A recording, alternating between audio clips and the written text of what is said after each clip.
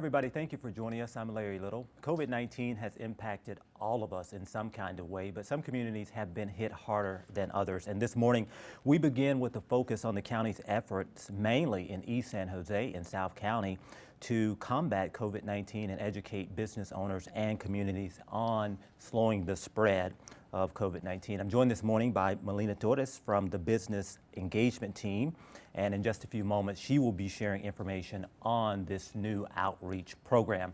But first, we want to let you know that prior to this segment we have removed our face coverings so everyone, including our American Sign Language interpreters, can clearly understand and properly communicate the information that we will be sharing this morning.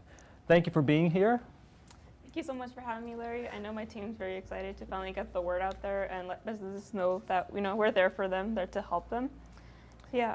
Yeah, I had the opportunity of actually going out with my coworker Carolyn to see what you all do, and it was pretty fascinating. You all met in the park in Willow Glen and then went out for the day. So just tell me, what is the role of the Business Engagement Team? So the Business Engagement Team primarily focuses on providing education and resources for businesses in regards to the pandemic, and how to run their business during this time. We understand that things, the public health order is constantly changing. It's been changing a lot for the past few months and may foster a lot of confusion. So it's important for us to be able to provide that education for those businesses in communities where COVID-19 has heavily impacted them. Mm-hmm. So why is this work important? This work is important because the communities that are heavily affected by COVID-19 are communities that may not have the best access to the education that they need. So it's our job to go to these communities and make sure that we bridge any gap between the county and the businesses in regards to the new public health order and the new distancing protocol. So what type of businesses are you visiting? I know the day I went out with the team, we went to dry cleaners as well as a laundromat. And we also had some business owners come out and meet the team and say, what are you doing? And they wanted information as well. So tell me about the types of businesses that you're going to. So we actually go to businesses all throughout the county. We try to target the areas and zip codes that have the highest rates of COVID. We try to also target small businesses, not big corporate businesses, because most likely those businesses do have support from HR and corporate in regards to social distancing protocols. So we do target small businesses. We've been, to a lot of local restaurants, like you mentioned, laundromats. We've been, pizza places, lots of different places. But we try to, like I said, target small businesses to make sure that they also have the resources that bigger corporate businesses might have. So I'm going to flip this computer around just for a moment. And so tell me, we went out, took video of a typical engagement. So talk about the typical engagement here.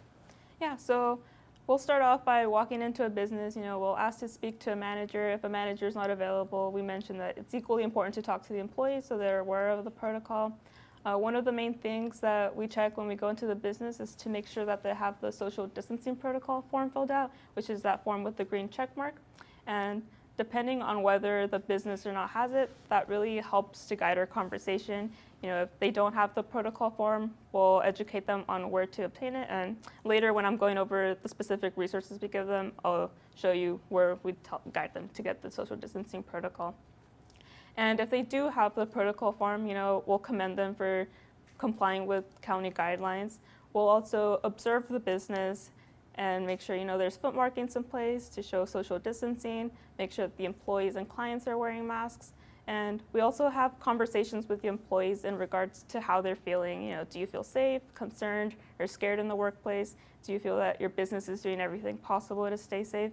So it's not just about looking at the business as a whole, complying. It's also about engaging with the employees and making sure that their individual needs are being met as well. So are the business owners receptive to you all? I know it can be pretty difficult because some of the businesses have been closed for some time now, and mainly the small businesses. I think one of the business owners that you all talked to when I went out, they were having some issues where they needed to apply for loans. So how is the reception of the Business Engagement Team when you go out into the community? For the most part, it goes pretty well. We understand the frustration of a lot of business owners. We feel that they lose hope when we go to them. They're like, oh, well, I've tried everything I could, but I'm about to close my business. We just need to open back up. But for the most part, they're very grateful for the resources that we do give them. We give them resources so they could apply for grants, as well as guide them to places where if they need more PPE, they could get that as well. At first, there's some businesses that they're a bit apprehensive because they think that we're an enforcement team, but we are not an enforcement team at all. We're just there for educational purposes only. We're actually trying to prevent the enforcement team from coming over to make sure that they're complying with guidelines. Yeah, and that's one great thing about the county. We do have an enforcement team, but it's always education first, and a lot has been invested in this program so that we educate, because we definitely don't want to put pressure and fines on our small businesses. And of course, the main goal here is to keep the community safe and slow the spread of COVID.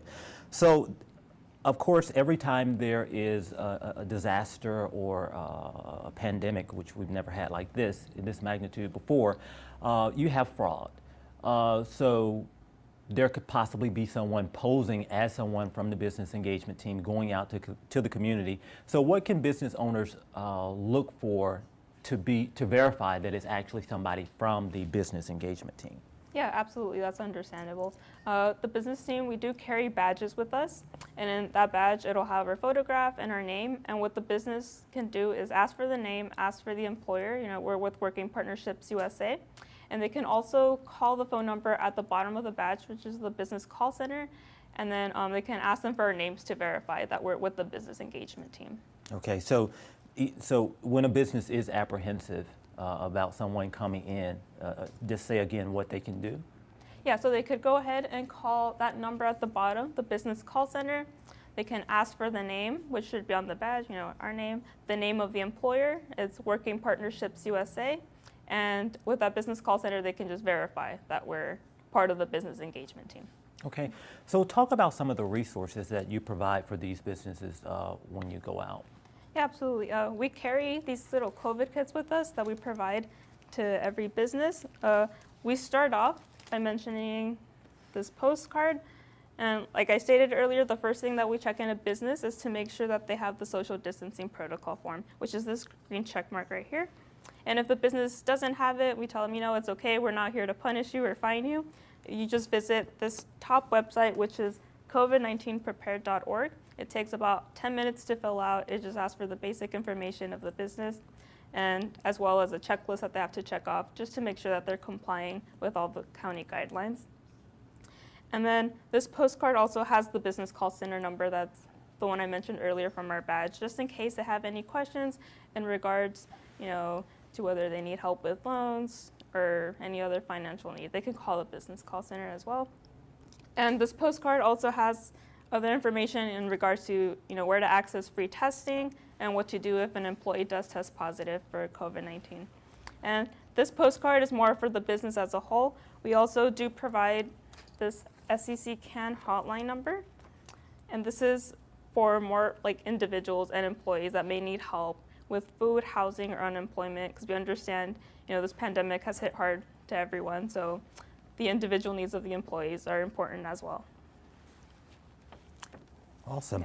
So tell me your personal experience. Why did you get involved with this team?